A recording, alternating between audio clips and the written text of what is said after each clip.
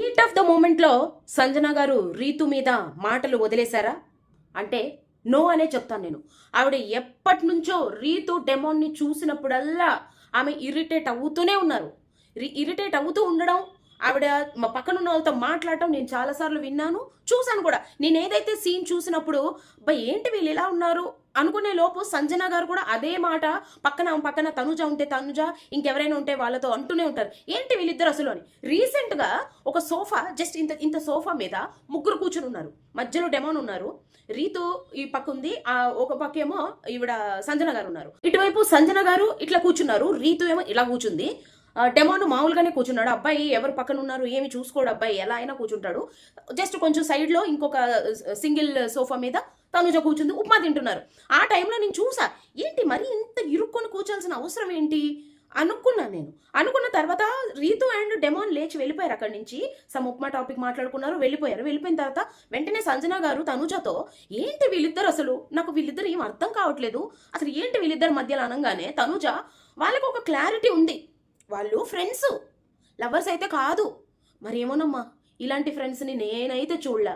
నాకు కూడా సంజన గారు అన్నట్టు నాకు ఫ్రెండ్స్ ఉన్నారు. నేను వర్క్ చేసే ప్లేస్లో కావచ్చు, కొలీగ్స్ కావచ్చు, చాలా ఫ్రెండ్లీగానే ఉంటాం. కానీ మరీ ఇలాగ ఒకరి మీద ఒకరు కాలేసేసుకొని ఇలా ఇళ్ళలో పొదిమేసుకొని కూర్చోవడం, ఎలా పడితే అలా ఉండడం నేనైతే చేయలేదు, నా చుట్టుపక్కల ఉన్న వాళ్ళు చేయలేదు. మేము మంచి ఫ్రెండ్సే, అమ్మాయిలు అబ్బాయిలు కలిసి మంచి మంచి బాండింగ్ ఉన్న ఫ్రెండ్సే. కానీ ఇలా చేయలేదు. సంజన గారు తీసిన టాపిక్ ఏదైతే ఉందో ఆ టైము సందర్భం తప్పేమో, కానీ ఆవిడ అన్న మాట 100% రైట్ అని నేను అంటాను. ఎందుకంటే ఆల్రెడీ మేము కూడా చూస్తున్నాము, ఆ పక్కనున్న చూసిన వాళ్ళకి ఎంత ఇరిటేట్ అవుతుందని ఇమాజిన్ చేయొచ్చు. అది ఆ పక్కనున్న ఇప్పుడు తనుజ కావచ్చు, ఇంకెవరైనా కావచ్చు, అది ఫ్రెండ్షిప్ అనుకున్న వాళ్ళు అలానే ఉంటారేమో వాళ్ళ ఫ్రెండ్స్తో, నాకైతే తెలీదు. కాబట్టి వాళ్ళకి అలాగ అనిపించి ఉండొచ్చు, ఫ్రెండ్స్ ఫ్రెండ్స్ ఫ్రెండ్స్. ఎందుకంటే మొన్న వచ్చిన సాయి పవన్ గారిని కూడా తనుజ ఫ్రెండ్ అని చెప్పేసి, ఇలా అని చెప్పేసి, అలా అని చెప్పేసి, నా కోసం ఒక చిన్ని ప్రాణం వెయిట్ చేస్తుంది అని చెప్పి మరి ఎవరి కోసం అన్నారో వచ్చిన తర్వాత ఫ్రెండ్ అనే అడ్రస్ చేస్తున్నారు. మరి ఇలాంటి ఫ్రెండ్స్ ఏమో నాకైతే తెలియదండి.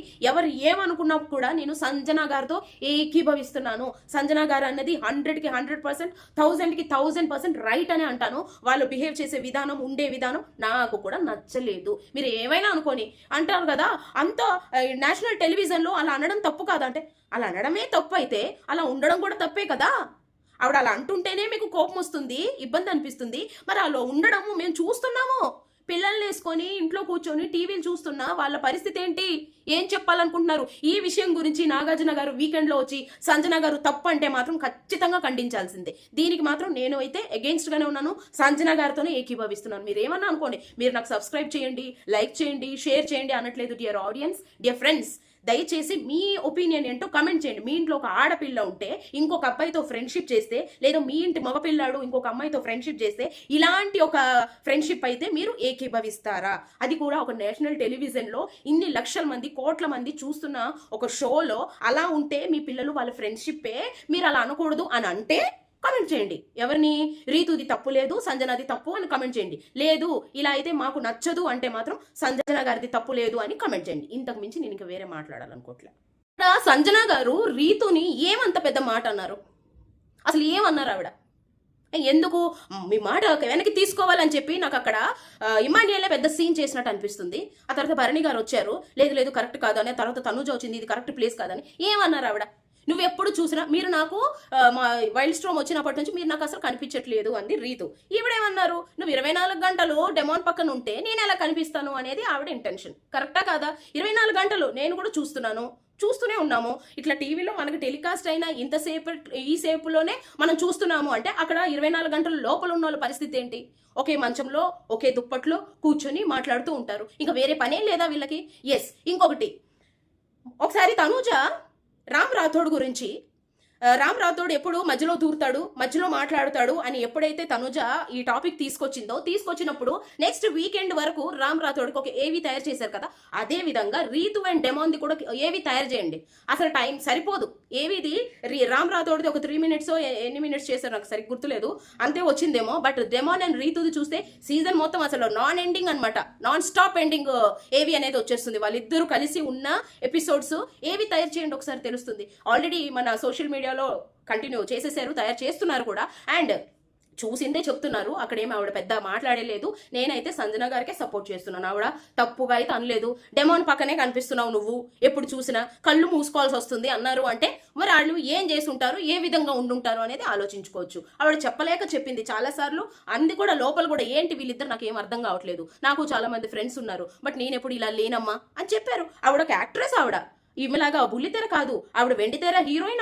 ఆవిడకే అలా అనిపించిందంటే మరి ఇంకా చూసిన నార్మల్ హౌస్ ఆడియన్స్ కి ఎలా అనిపిస్తుంది ఒకసారి ఆలోచించి. రీతు నీకు అంత కోపం వచ్చేసి అంత ఫీల్ అయిపోయి అంత నోరెళ్ళ పెట్టేసినప్పుడు నువ్వు చేస్తున్నది ఏంటి? ఏ మనీయల్ తను చేసినప్పుడు నువ్వు చూడలేదా? చెప్పొచ్చు కదా, నువ్వు నీ మాట వెనక్కి తీసుకో అన్నవాడివి, నువ్వు కుదురుగా ఉండేవు రీతు అని అనలేవా?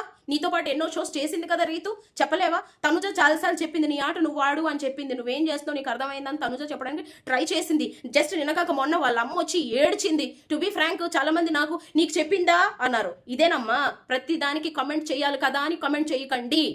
దేనికి అర్థం పర్థం లేని కమెంట్స్ చేయకండి. చాలా మంది కమెంట్స్ లో కూడా బూతులు మాట్లాడుతున్నారు. బూతులు తప్పితే ఇంకేం రానోళ్ళు ఇవే చేస్తారు. సో ఇలాంటివి కాకుండా మర్యాదగా కమెంట్ చేస్తే చేయండి, లేకపోతే మానేసేయండి. అంతేగాని ఇష్టం వచ్చినట్టు కమెంట్స్ అయితే చేయకండి. మనం చూసిందే చెప్తాము, చెప్పిందే వింటాము. అది చేసింది కాబట్టి ఆవిడ అన్నారు, తప్పే ఉంది. మళ్ళీ ఇప్పుడు నోరేసుకొని పడిపోయే ముందు ఆలోచన ఉండాలి. అసలు ఆవిడ పాపం రీతు ఏమి కాదా? మళ్ళీ పర్సనల్కి వెళ్ళాడు అంటారు. రీతు ఏంటో మనకి తెలీదా? ఎన్ని ఇష్యూస్లో మనం చూసాము. తనేమో ఏమి ఎలాంటి ఇది లేకుండా లోపలికి వెళ్ళిందా? బయట ఆమెకి ఎన్ని ఉన్నాయో మనకు తెలుసు కదా, ఎన్ని గొల్లాలు ఉన్నాయో. తప్పేముంది? తప్పేమీ లేదు.